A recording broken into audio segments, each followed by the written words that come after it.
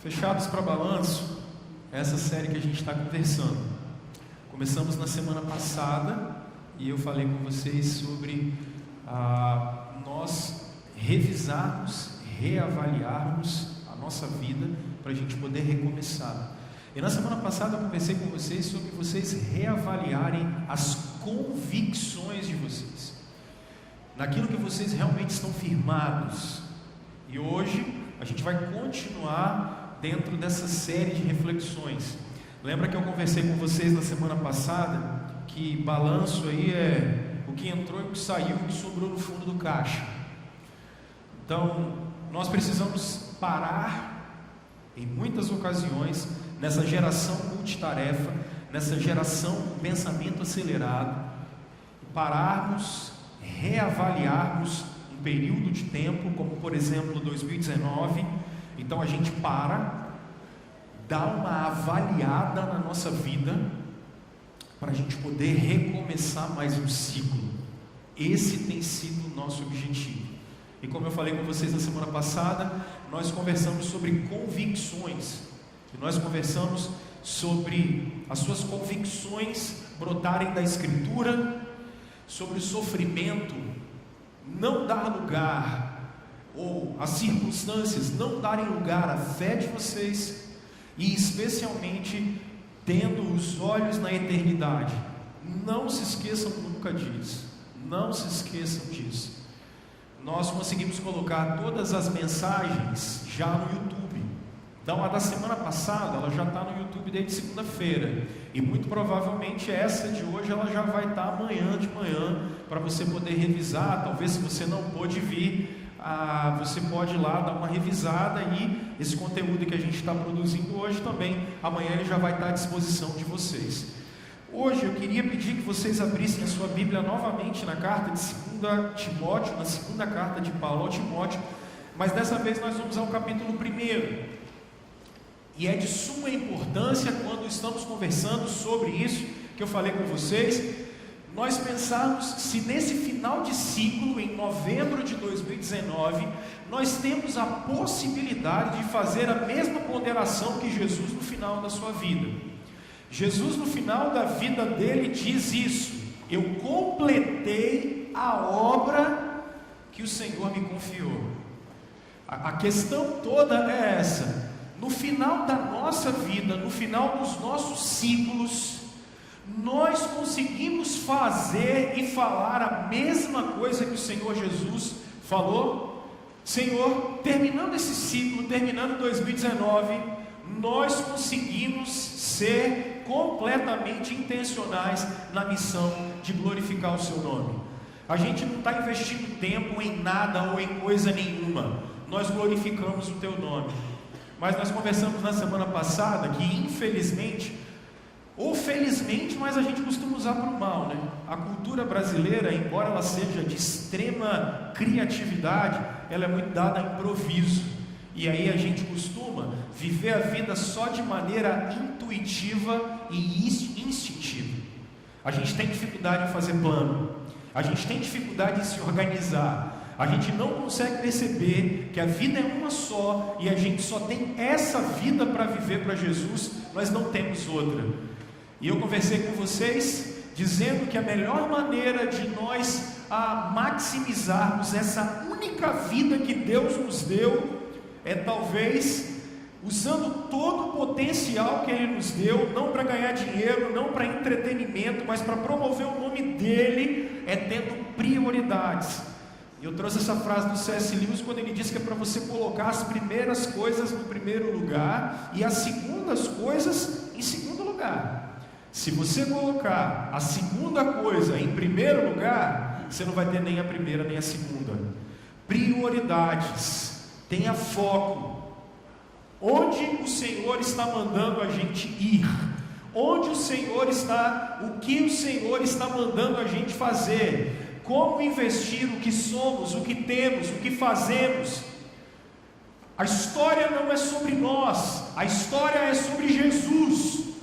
A história não é sobre como nós conseguimos conquistar o mundo ou viver dias atabalhoados. A história é sobre como Deus está conduzindo a raça humana até a glória e a redenção. Conversei com vocês, dizendo desses 3 personagens, que se tivessem se preparado melhor, se tivessem tido foco e disciplina, se tivessem percebido que a carreira era curta, se tivessem percebido que eles tinham pouco tempo, talvez, embora fossem geniais, tivessem conseguido ser muito mais geniais. Então não é só uma questão de prioridade, mas é uma questão também de foco e disciplina. Pessoal, vocês só têm essa vida e não tem outra para poder glorificar o nome de Jesus. Não gastem a vida de vocês à toa. Nós precisamos reavaliar. E hoje eu quero incrementar, trazendo um outro conceito para vocês. Eu sou dessa época, vocês são? Vocês são da época que a gente, lá no passado, a gente ia olhar produto japonês. Aí você comprava, aqui em Campo Grande, para quem é mais antigo, tinha camelô na Expedito Garcia, espalhado de fora a fora, da Dadalto até lá embaixo, onde é o Carone hoje. Aí a gente queria comprar tudo quanto é tipo de porcaria, a gente ia na Expedito Garcia. Aí você comprava um carrinho na Expedito Garcia. Aí, lembra aqueles carrinhos Aflicção? Que você puxava para trás, e aí ele ia. A primeira flexão que você dava, ele funcionava. Na segunda, ele já ia direto para trás e não funcionava nunca mais, né? E daí, dependendo, quando ele ia para frente, já soltava umas 4 rodas e ficava só o carrinho. Porque era um monte de porcaria, era um monte de troço falsificado. E qualquer coisa que vinha do Japão, na década de 80 e 90, o pessoal sempre falava o quê? Ih, é porcaria. Coisa ruim, serve não. Quando começaram a vir os carros japoneses para o Brasil, no final da década de 80, início da década de 90, tinha uns carros muito bonitos, mas eram muito caros. E não tinha peça, quebrava, você não arrumava peça. E o pessoal falava assim, rapaz, só porcaria. E os japoneses começaram a ficar conhecidos no mundo como produtores de porcaria. E o que eles fizeram então? Eles começaram uma forma de produzir, utilizar esse método, o método Kaizen. E o que significa esse método Kaizen? Ele significa um método de produção de melhoramento contínuo. E o que é melhoramento contínuo? Cada passo da produção precisava e precisa ser reavaliado, para ver se ele realmente está correto.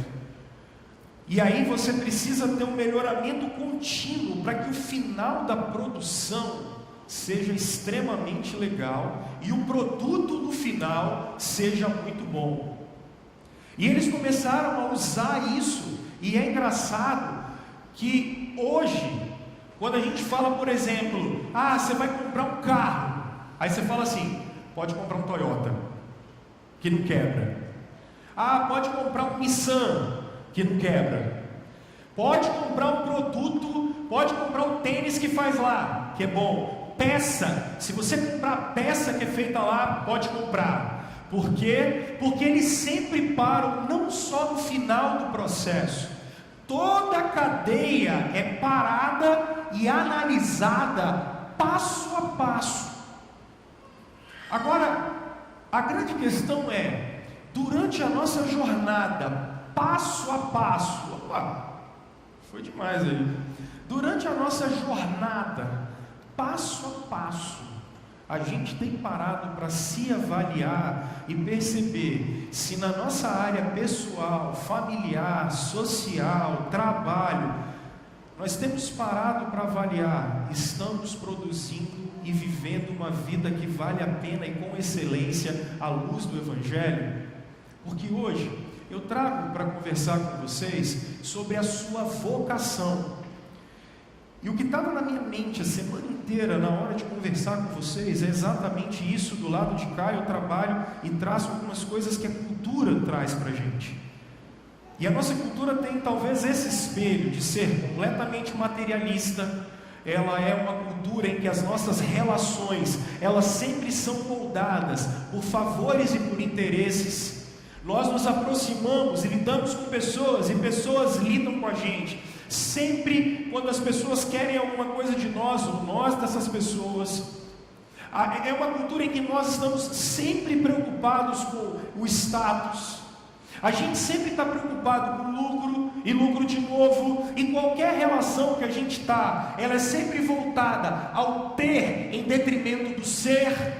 A gente está muito mais preocupado com o ter do que ser, e mais do que isso, a gente sempre está preocupado só com paz pessoal e com prosperidade.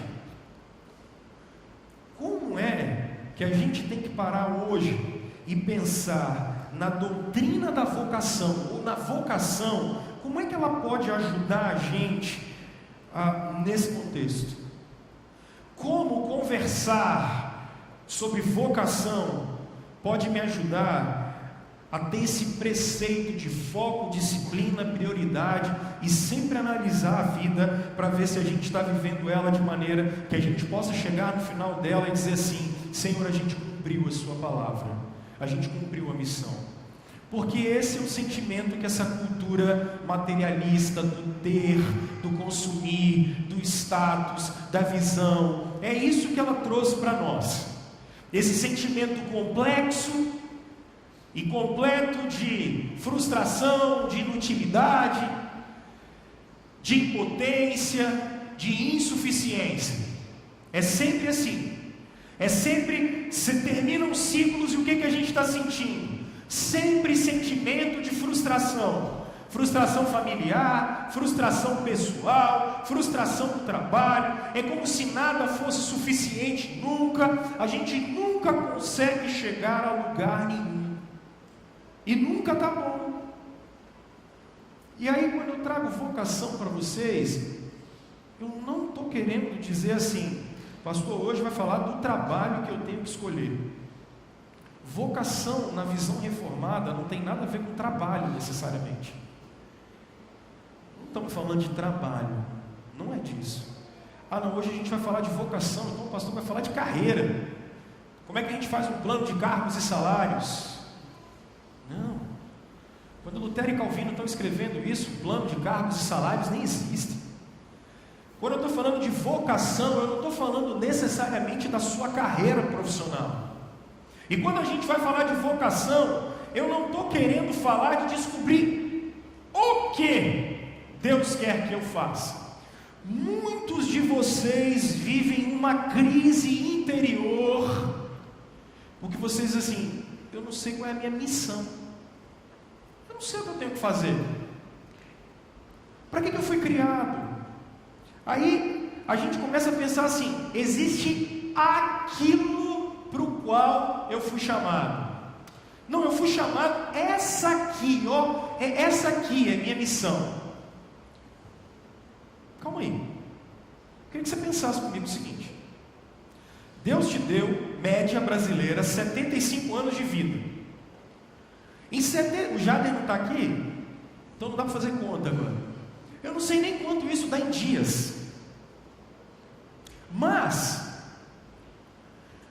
você quer dizer para mim que em 75 anos Deus, desde a eternidade, sonhou com você, formou você, para você viver uma renca de dias, para você fazer uma coisa só?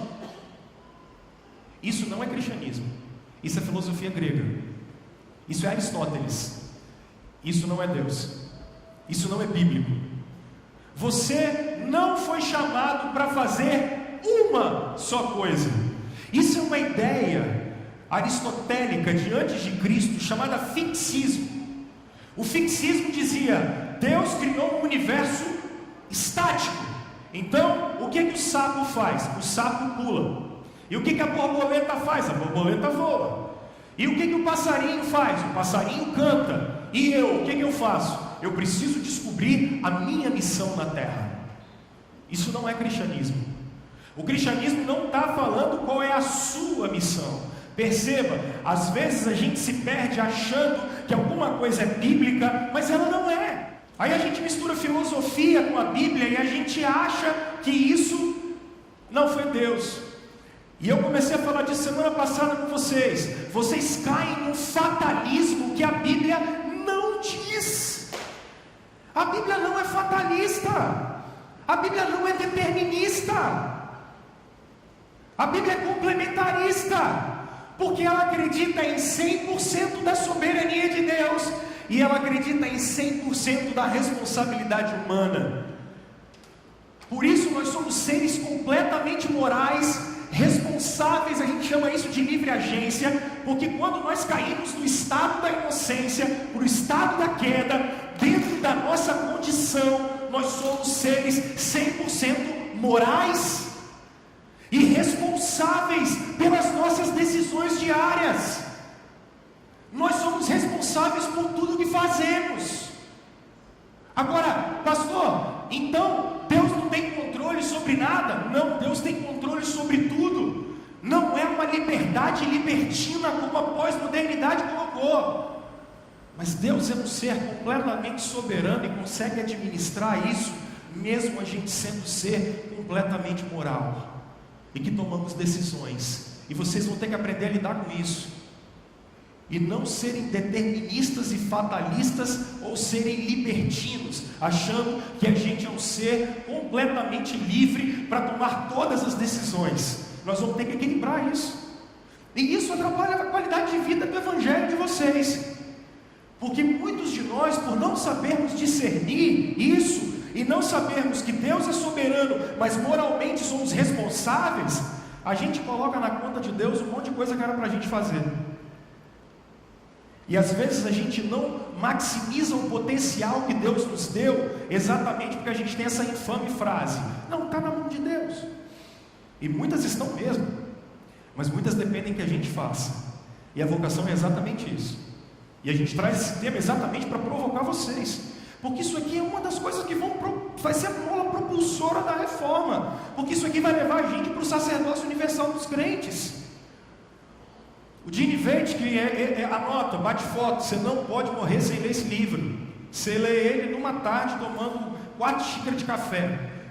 Você senta de 2 a 5, você consegue ler o livro todo. Ele deve ter umas 120 páginas, mais ou menos. O Gene Veit, ele fala aqui, o que é vocação? Vocação é porque Deus resolveu, por intermédio de nós seres humanos, Deus resolveu por nosso intermédio, com as habilidades que todos nós temos, mesmo a gente sendo tão diferente, Deus vai agir na criação a partir de cada um de nós. Isso é vocação. Vocação não é o que eu fui chamado para fazer naquele momento. Vocação não é eu tenho uma coisa para fazer. Vocação significa, e Lutero, e ele está copiando isso aqui de Lutero, Lutero dizia que Deus se manifesta na criação através de máscaras. Agora, por exemplo, Deus está se manifestando a partir de mim para vocês. Isso aqui é uma máscara que Deus está usando. Ele está me usando nesse exato momento para poder falar do Evangelho para vocês. Mas aí daqui a pouco, eu vou sair daqui, eu vou pegar as minhas 2 filhas e eu vou almoçar com elas. E aí Deus mudou a máscara. Porque agora a máscara que Deus vai estar usando é uma máscara do Rômulo pai, porque a minha vocação ali é de pai. Aqui eu estou como alguém que está ensinando o Evangelho para vocês, mas daqui a 1 minuto eu vou virar pai. E aí, enquanto eu estiver, daqui a pouco eu vou estar conversando com meu irmão, e a minha vocação vai ser uma vocação de irmão. E a gente vai tomar um café, 4h30, tá bom? Aquele pão de queijo, show? Então eu vou exercer a minha vocação de amigo. E eles de fazer um café com pão de queijo top de linha, vocês podem ir lá comer, que eu assino embaixo, já comi. Está entendendo? Vocação é como Deus se manifesta na criação. Como Deus é Deus provedor na criação. Isso é vocação. E Ele sempre vai se manifestar a partir das suas criaturas. Isso é vocação. E aí, eu quero conversar com vocês sobre esse texto do apóstolo Paulo, quando Paulo diz a partir do verso 3 o seguinte, 2 Timóteo capítulo 1, a partir do verso 3. Paulo diz assim: dou graças a Deus, a quem sirvo com consciência limpa, como serviram os meus antepassados, ao lembrar-me constantemente de você, noite e dia, em minhas orações. Lembro-me das suas lágrimas e desejo muito vê-lo, para que minha alegria seja completa. Recordo-me da sua fé não fingida, que primeiro habitou em sua avó Lóide e em sua mãe Eunice. Eu estou convencido de que também habita em você. Por essa razão, torno a lembrar-lhe que mantenha viva a chama do dom de Deus que está em você, mediante a imposição de mãos. E ele continua: pois Deus não nos deu espírito de covardia, mas de poder, de amor e de equilíbrio. Portanto, não se envergonhem de testemunhar do Senhor, nem de mim, que sou prisioneiro dele, mas suporte comigo os meus sofrimentos pelo Evangelho, segundo o poder de Deus, que nos salvou e nos chamou com uma santa vocação, não em virtude das nossas obras, mas por causa da sua própria determinação e graça. Esta graça nos foi dada em Jesus Cristo desde os tempos eternos. Ele tornou inoperante a morte e trouxe à luz a vida e a imortalidade por meio do Evangelho. Deste Evangelho fui constituído pregador, apóstolo e mestre. Por esta causa sofro, mas não me envergonho, porque eu sei em quem tenho crido, e eu estou bem certo de que Ele é poderoso para guardar o que lhe confiei até aquele dia. Retenha com fé e amor em Cristo Jesus o modelo da sã doutrina que você ouviu de mim. Quanto ao que lhe foi confiado, guarde-o por meio do Espírito Santo que habita em nós. Coisas que nós conversamos já na semana passada sobre esse texto. Paulo, eu não posso falar que Paulo era um velho de 60 anos, porque os irmãos com 59 começaram a falar: mas senhor pastor, que história é essa de velho com 60 anos? Aí já me chamaram a atenção. Assim, Paulo, um apóstolo experiente, com mais de 60 anos, na melhor idade, não é? Tá bom? Na melhor idade, preso, depois de mais de 30 anos de ministério, ele está fazendo uma reavaliação da sua vida, para que o seu jovem filho na fé, Timóteo, continue o legado da pregação do Evangelho. Problema de Timóteo que nós conversamos na semana passada: a igreja de Éfeso tem um problema de heresia, estão voltando ao judaísmo. Segunda coisa, Timóteo é jovem e ele não está conseguindo combater essa heresia. Terceiro problema, Timóteo parece ser muito doente, Paulo está preocupado com isso. Então essas circunstâncias poderiam fazer com que ele abandonasse a fé. E aí ele está dizendo: não, continue. E agora Paulo está dizendo: ei, não abandone a sua vocação. Não abandone aquilo para o qual você foi chamado para fazer. Nesse contexto, nós estamos falando da vocação pastoral. Ou seja, o texto, tanto que Timóteo e Tito são chamadas de cartas pastorais, mas nós não estamos e não podemos resumir isso só a pastores. E é por isso que eu faço aqui aplicações diferentes. A palavra vocação, ela é a palavra chamamento. Quando vocês observarem o verso 9, o apóstolo Paulo fala a santa vocação a qual fomos chamados. O verbo grego é o mesmo, é o kyriake. Quando ele está dizendo assim, vocês foram vocacionados pela mesma vocação. Vocês foram chamados pelo chamamento. É essa a ideia. Queriço. Vocês foram chamados. Vocação é um chamado de Deus. E é isso que eu quero que vocês percebam. Vocação é um chamado de Deus. Pastor, o que significa isso? Perceba que Paulo está dizendo, Ele nos salvou numa santa vocação. E é isso que eu estava dizendo para vocês, chamou para uma santa vocação. É isso aqui, ó. O que significa que Deus nos chama?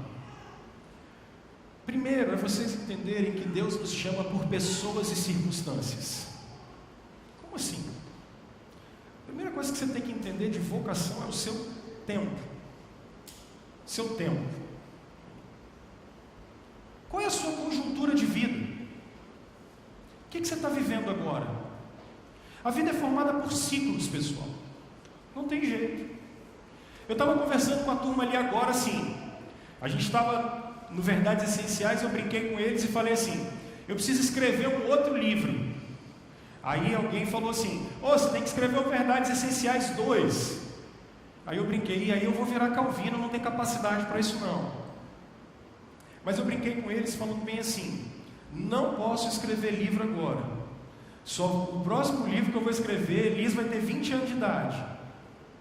Mas por que eu falei isso? Porque eu preciso entender que eu estou nesse período da minha vida. Eu tenho uma igreja com 300 pessoas para cuidar, um monte de projeto na minha cabeça que às vezes eu não durmo pensando. Eu tenho uma esposa, eu tenho 2 filhas pequenas, que daqui a 10 anos elas não vão me ouvir mais. Hoje eu mando. Daqui a 10 anos vai ficar a influência. Não vai adiantar eu falar, menino, não faz isso, porque elas vão estar com 20, 25. Então a influência que eu tenho que deixar na vida delas é agora. Porque quando elas tiverem 20, 25, elas não vão mais me ouvir. Então eu preciso, esse é o meu tempo. Então dentro desse tempo eu preciso entender, Deus me chamou para ser marido da Aline nesse tempo. Então eu tenho 35 anos e eu tenho que olhar que nesse momento de vida, eu tenho que me dedicar e o meu ministério precisa estar voltado, em primeiro lugar, para as minhas filhas. Eu falo com vocês sempre assim, eu não aceito convite para pregar domingo à noite. Recebo 200 durante o ano. Eu nego 198. Por quê? Porque é o único momento que eu tenho para estar com vocês. E vocês confiaram em mim para estar com vocês nos últimos 5 anos, e eu vou estar com vocês nos próximos 5 anos.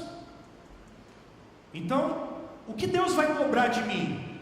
Como eu cuidei de vocês. Então eu não posso ficar abrindo mão de estar com vocês. Essa é a minha vocação nesse momento. Deus me chamou para ser marido da Aline nesse momento. Deus me chamou para ser pai, e Deus me vocacionou para ser pai da Elisa e da Júlia. Uma tem 11 anos e a outra tem 9. Então quando eu for pesar, eu vou escrever um livro ou fazer dever de matemática? Eu vou ter que fazer dever de matemática. Porque depois, daqui a 10 anos, aí eu posso sentar e fazer, elas vão estar casadas em nome de Jesus, oro por isso todo dia. Mas eu tenho que saber entender o meu tempo. Qual é o seu tempo? Qual é o ciclo que você está vivendo? Qual é o momento de vida que você está? E aí, nesse momento de vida que você está, você precisa entender que essas circunstâncias, pessoas que estão à sua volta, Deus te chamou, e eu botei a última frase, para aqui e agora. A gente olha a história do Moisés, aí a gente acha que a história do Moisés ficou 40 anos na casa do faraó, 40 anos na casa de Jetro, com 80 anos Moisés veio libertar o povo. Aí a gente, com a cabeça grega, a gente acha que Deus queria usar o Moisés com 80 anos. E o que esse cara fez aqui? O que ele fez aqui? Mas Estevão, no livro de Atos, diz que com 40 anos ele queria libertar Israel. E ele queria libertar Israel pela espada. E o que Deus fez? Está na hora não. Está na hora de você aprender. Bora ter família, bora constituir família. Mais 40 anos, aí depois ele vem libertar o povo. O problema é que vocês vivem a vida esperando o momento de vir libertar o povo. E esquece de viver o aqui e agora. Porque você só tem o aqui e agora. Vocação na Bíblia vai dizer para nós que Deus está chamando a gente agora. E chamado muda. Pastor, muda? Claro que muda. Muda. Quem tem filho mais velho aí, levanta a mão, por favor. Com mais de 20, levanta a mão. Mudou. Vocês trocam fralda ainda desses meninos? Não. Mudou. Chamado muda. Vocês já mudaram de emprego. Ou não mudaram de emprego. Mudou. Alguns de vocês eram funcionários e depois passaram a ser patrões. Chamado mudou. Eu não fui chamado para fazer uma coisa. Eu conversava com o pessoal no Remissão ontem. Vocês não têm uma coisa para fazer, porque só existe duas formas de fazer qualquer coisa nessa vida: ou eu faço para Deus, ou eu não faço para Deus. Então, se eu sou marido da Aline, só tem duas maneiras de fazer: ou eu faço para Deus, ou eu não faço para Deus. Se eu tenho um ciclo de amigos, ou eu faço para Deus, ou eu não faço para Deus. Chamado muda, depende do momento da vida que você está, depende da sua idade, depende da sua experiência. Quando a reforma traz vocação, ela está trazendo vocação no sentido assim: aonde você está é o lugar que Deus chamou você para estar. O que você está fazendo é o lugar de você fazer aquilo que você está fazendo para que o nome de Jesus seja glorificado. Mas entende a desconstrução que a gente tem que fazer aqui? Porque a gente não consegue entender que toda a vida é de Deus. Alguns de vocês são avós, chamado muda.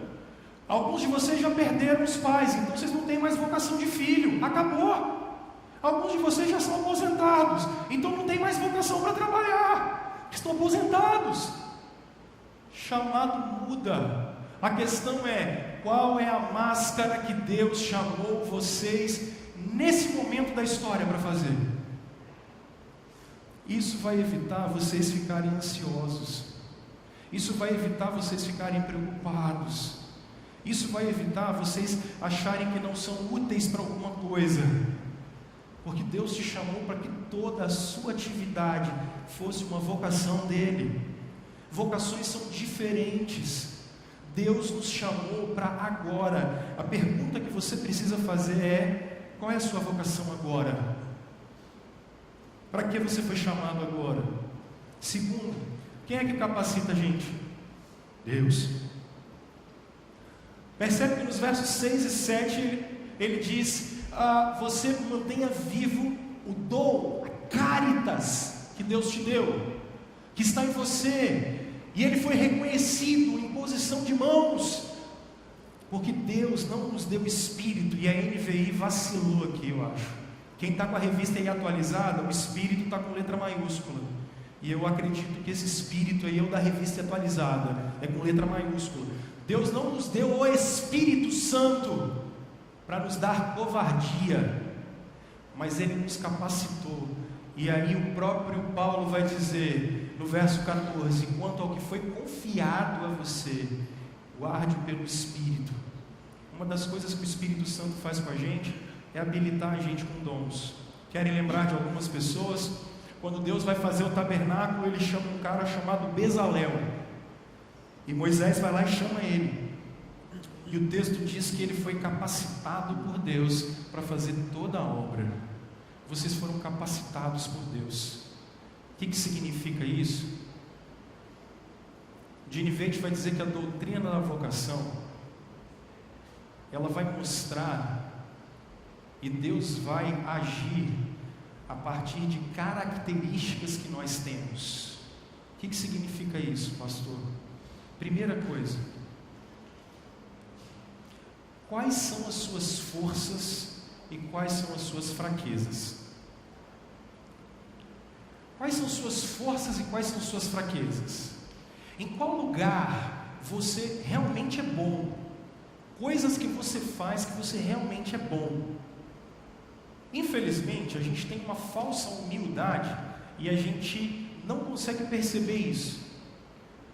Você tem que saber quais áreas você é bom. Eu acho que eu já conversei isso com vocês. Eu adoro falar em público. Eu amo estar com pessoas. Amo. Às vezes eu estou aconselhando alguém, a pessoa fala assim: não, pastor, eu não vou tomar muito seu tempo. Aí eu brinco e falo assim: pessoal, eu estou trabalhando, tá? Então não precisa ter pressa não. Esse é o meu trabalho. Agora, você já me imaginou dentro de um escritório de contabilidade mexendo com um monte de papel e lei? Morrer. Não dá. Não é minha praia. Não é minha praia.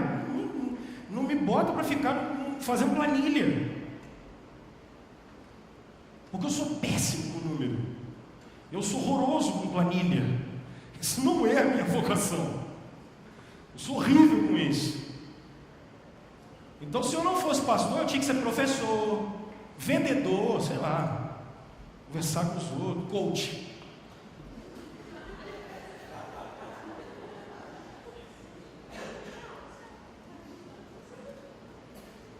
Eu tenho que me conhecer.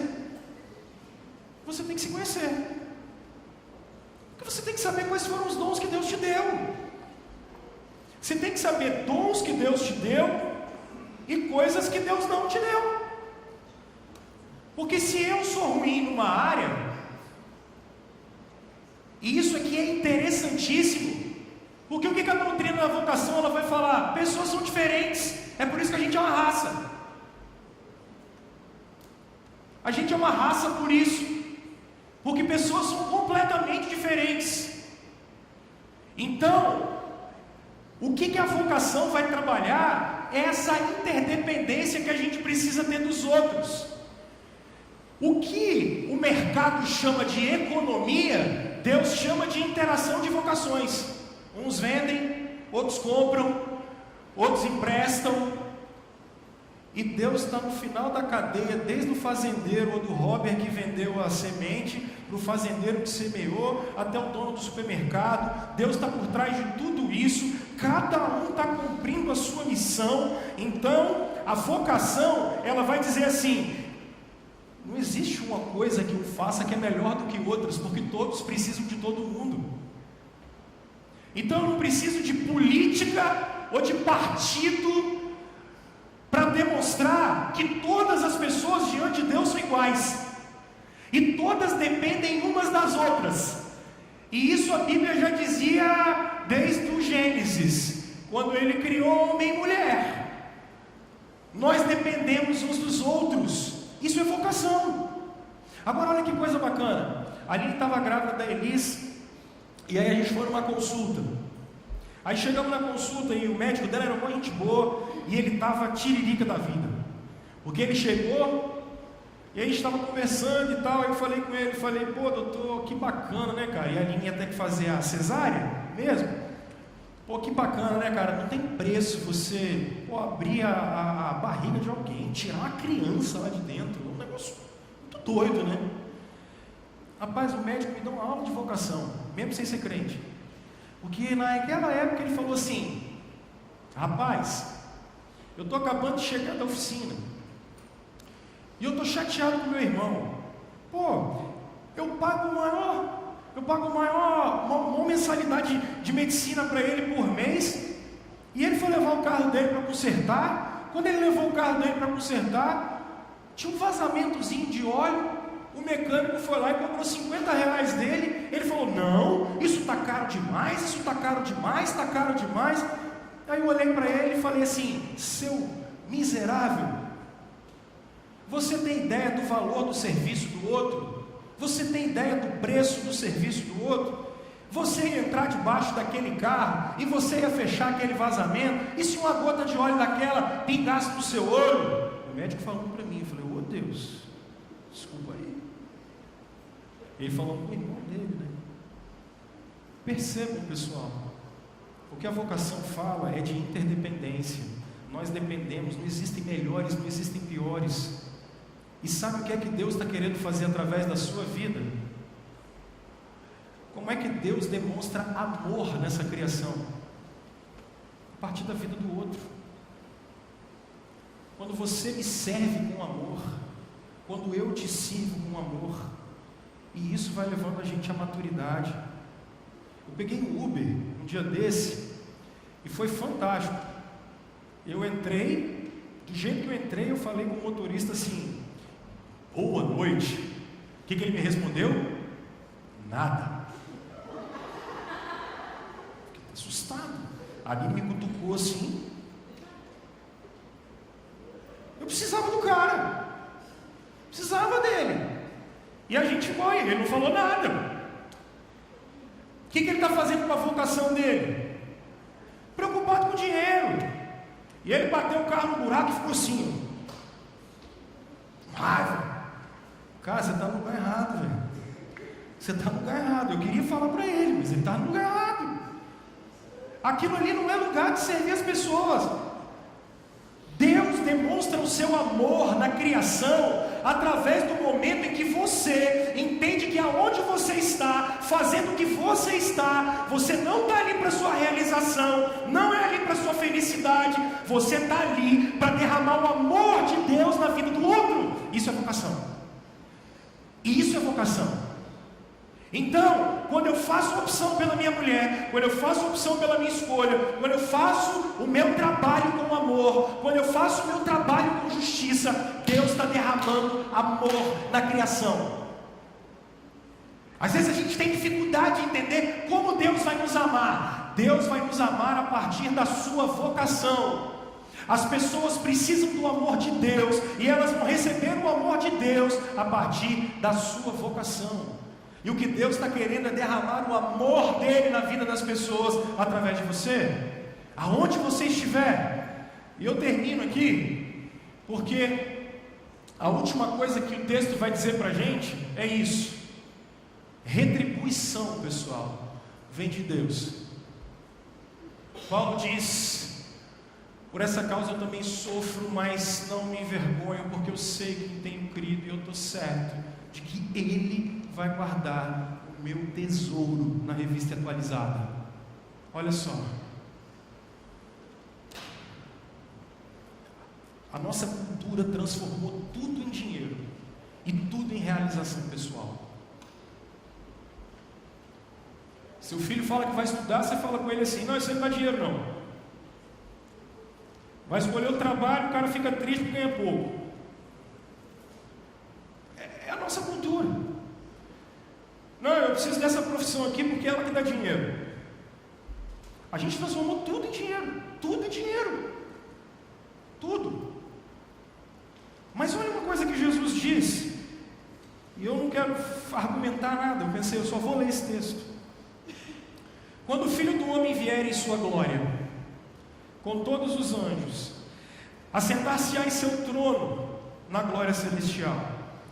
Todas as nações serão reunidas diante dele, e ele separará umas das outras, como o pastor separa as ovelhas dos bodes, e colocará as ovelhas à sua direita e os bodes à sua esquerda.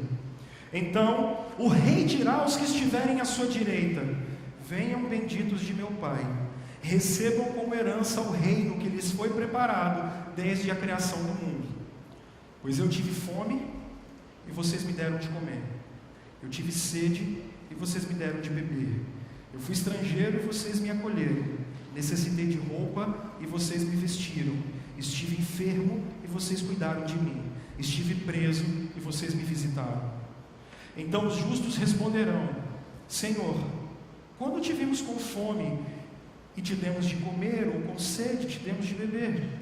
Quando te vimos como estrangeiro e te acolhemos, ou necessitado de roupas e te vestimos? Quando te vimos enfermo ou preso e fomos te visitar? O Rei Jesus responderá: digo-lhes a verdade, o que vocês fizeram a algum dos meus menores irmãos, a mim o fizeram. Quando vocês cumpriram a vocação de vocês, bem cumprida, bem feita, bem realizada, vocês fizeram para mim. Ponto. Vinde benditos de meu Pai. Meus irmãos, alguns de nós não vamos ganhar bem. Vamos ganhar mal pra caramba. Mas a gente vai fazer o melhor, porque a gente está fazendo para o Senhor. Filho não é investimento, e dá trabalho pra caramba, e a gente está fazendo para o Senhor. Casamento não é para egoísta, porque dá trabalho pra caramba. E o que casamento faz é acabar com o egoísmo da gente. Mas eu estou fazendo para o Senhor. Eu estou aqui querendo ensinar vocês o Evangelho por causa do Senhor. O que você leva para casa? Só isso.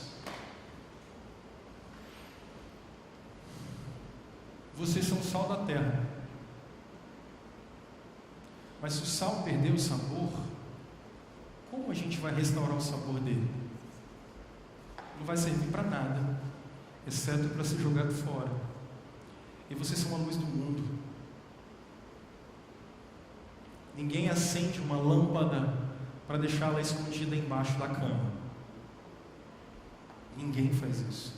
Mas é para deixá-la num lugar alto, para de lá ela iluminar o mundo.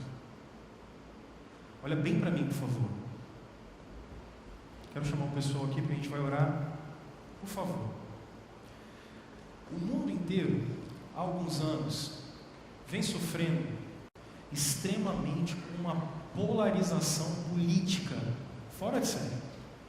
Isso não está só no Brasil, isso está no mundo todo, tá? Está acontecendo. Não é só aqui, a América do Sul está assim, a Europa, especialmente a França, está vivendo isso, os ingleses com o Brexit estão vivendo isso, os americanos viveram isso na última eleição, estão vivendo já para a próxima. Está numa polarização fora de série. O mundo está assim. É um momento histórico que a gente está vivendo. O que eu queria pedir para vocês é para que vocês compreendessem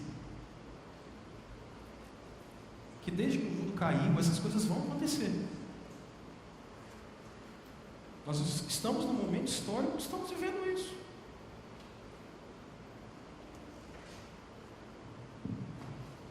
Eu queria pedir que você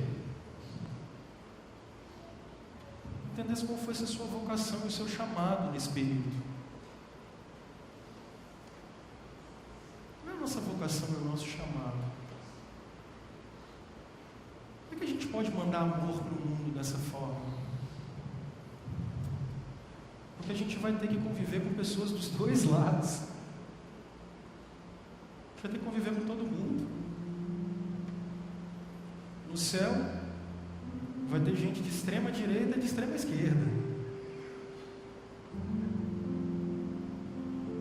Entende? Como nós vamos usar a nossa vocação de cristãos nesse período? Você pode escolher o seu lado. Isso aqui é uma república, uma democracia. Pode escolher o seu lado. Leve em conta a moral judaico-cristã, eu acho que ela é necessária. Leve em conta princípios cristãos, eles precisam ser levados em conta. Mas nós vamos viver juntos. Num mundo de ódio, e às vezes de revolta que dá, por coisas que nós acreditamos, o mundo está precisando da nossa vocação, de ser sal e luz, de olharmos um Jesus, que quando Pedro pega a espada para cortar a orelha de Malco, Jesus diz: guarda a espada, cara. Não está na hora de usá-la, não. Não está na hora de usar a espada. As nossas armas são espirituais. As nossas armas são espirituais. Qual é a vocação de vocês nesse período, pessoal? Vocês foram chamados para abençoar uma terra. Vocês foram chamados para cuidar de uma terra. A terra que é de nosso Senhor. Não não se sintam melhores ou piores do que ninguém. Se sintam chamados por Deus para onde vocês estarem, vocês serem uma bênção. Vocês serem uma bênção aonde vocês estiverem. Reavaliem a vocação de vocês, para a gente recomeçar a partir de agora.